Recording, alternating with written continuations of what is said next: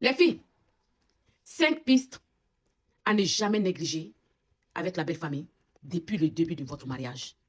Il y a des petites choses que vous négligez trop, vous passez à côté de l'essentiel. Et c'est là qui naissent votre source de souffrance, voire même le divorce. Piste numéro 1.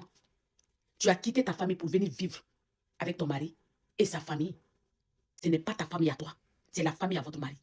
Les filles qui ont peur d'être rejetées, de ne pas être appréciées ou de ne pas être prise comme une fille de sa belle famille, c'est vous, vous avez un problème. La belle famille n'est pas obligée de vous aimer. La belle famille n'est pas obligée de vous apprécier. La belle famille n'est pas obligée de vous comprendre. L'amour qui vous a amené dans cette famille, c'est celui de votre mari. Veillez sur ça et laissez l'amour de la belle famille venir naturellement. C'est que le respect mutuel, vous devez instaurer. Deuxième piste, les personnes qui sont à toi, ta famille, à toi, tes copines, tes sœurs, ne doivent pas avoir accès à votre belle famille sans passer par vous. Vous êtes intermédiaire entre votre famille et votre belle famille. Ça, c'est pas à négliger. On ne peut pas être à un arbre pour atteindre un autre arbre, mais on peut être à une personne pour atteindre une autre personne. Donc, si tu ne veux pas pleurer de regret, reste intermédiaire entre ta propre famille et la famille à ton mari. En aucun cas, quelqu'un de chez toi doit aller demander un service à ta belle famille sans passer par toi. Ce n'est pas le manque de confiance, mais c'est le respect. Ta copine ne peut pas être copine avec ta belle-sœur alors qu'elle ne connaissait pas ta belle-sœur.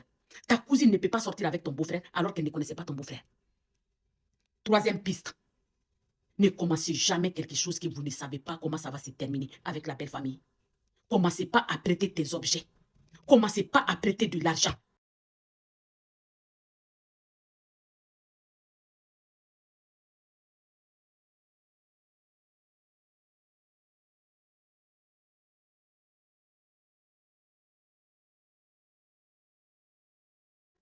Le contrat de prêt n'a pas été honoré.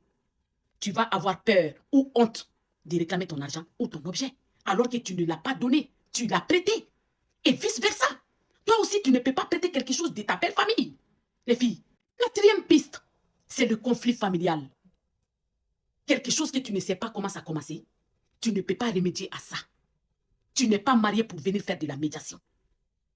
Ton mari a un problème avec quelqu'un de sa famille. Tu te mets à l'écart de ce problème. Toi-même, tu en as plein chez toi. Hein? Tu n'as pas pu gérer ça. Ce n'est pas chez ton mari que tu vas venir gérer. Hein? Et cinquième piste, les filles, soyez un peu discrètes dans votre vie. Un serpent venimeux bien caché grandit en toute sécurité. Vous exposez tout. S'il y a quelque chose entre toi et ton mari, ce n'est pas à toi de le sortir. Ton mari t'a donné quelque chose, ton mari a donné quelque chose à ta famille. Ça, c'est entre vous. Arrêtez de trop parler.